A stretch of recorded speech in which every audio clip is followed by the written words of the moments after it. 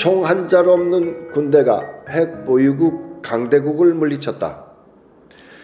작년 10월 방탄소년단의 뱀 폴리트상 수상 소감을 중국이 트집 잡다 한 방 먹은 것을 요약한 내용입니다.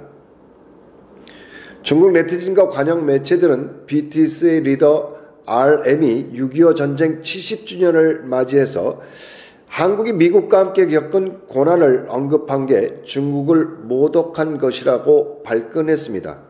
당시 중국은 6.25 전쟁을 미국에 승리한 항미 원조 전쟁이라며 국뽕 다큐멘터리를 연일 틀어대던 터였습니다. 논란은 며칠 가지 못했습니다. BTS의 팬덤인 아미가 중국을 나치에 빗대 차이나치 해시태그를 걸어서 SNS에 퍼뜨리며 조롱하고 나섰던 겁니다. 중국산 불매운동까지 일어났습니다. 이에 놀란 중국 부랴부랴 수습은 세계 아미들이 G2 대국 강대국을 망신준 셈이죠. G2 하면 미국과 중국을 일컬어서 하는 말입니다. 이제 G3가 돼야 되지 않을까요? 미국, 중국, 아미. 이 사건은 단순 해프닝으로 볼 일이 아닙니다. 글로벌 권력 이동의 상징이며 장면이기 때문입니다.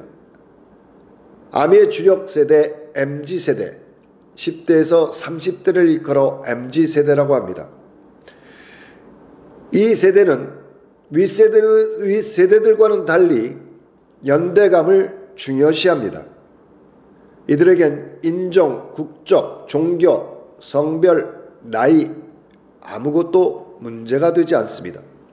산업혁명 이래 부모보다 못살게 된 첫 세대이자 밥은 굶어도 연결 단절을 못 참는 디지털 세대입니다. BTS가 세대 아이콘이 된 배경도 여기에 근거하고 있습니다. 멤버 7명이 노래로 털어놓는 고민과 좌절, 땀과 눈물에 MZ세대가 깊이 공감하게 된 것이죠.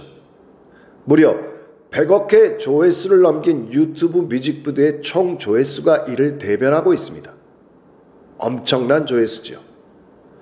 코로나 대유행 속에서도 자신을 사랑하라, Love Yourself, 일관된 메시지에 위로받고 의욕을 찾았다는 지구촌 젊은이들.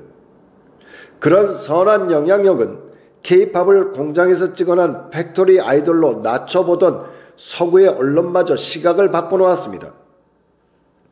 BTS의 영향력을 과소평가한 중국의 실수다. 워싱턴 포스트의 기사입니다. 중국이 K-팝 거인에게 싸움을 잘못 걸었다. 포린 폴리시의 기사입니다. 그동안 덩치만 컸던 중2병 환자 같은 중국의 완력과 가시에 미국을 뺀 수많은 나라들이 움츠려든 것도 사실입니다. 편협한 중국 중화 민족주의가 국제 협중 여론을 부채질했고 글로벌 리더로서의 자질을 의심케 한 것입니다. 중국이 자처한 차이나 패러독스. 중국이 국제 무대의 전면에 나설수록 14억 인민들은 세계로부터 더욱 멀어지는 역사를 가져온 것이죠. 여기에 대해 벌써 5년째인 한한령. 물론 한한령 탓에 엔터테인먼트 산업과 여행, 관광, 유통업계, 롯데 등 많은 기업들이 타격을 받은 건 사실입니다. 하지만 중국 시장이 막히자 K컬처는 세계로 나가 더 큰 성공을 거두고 있습니다.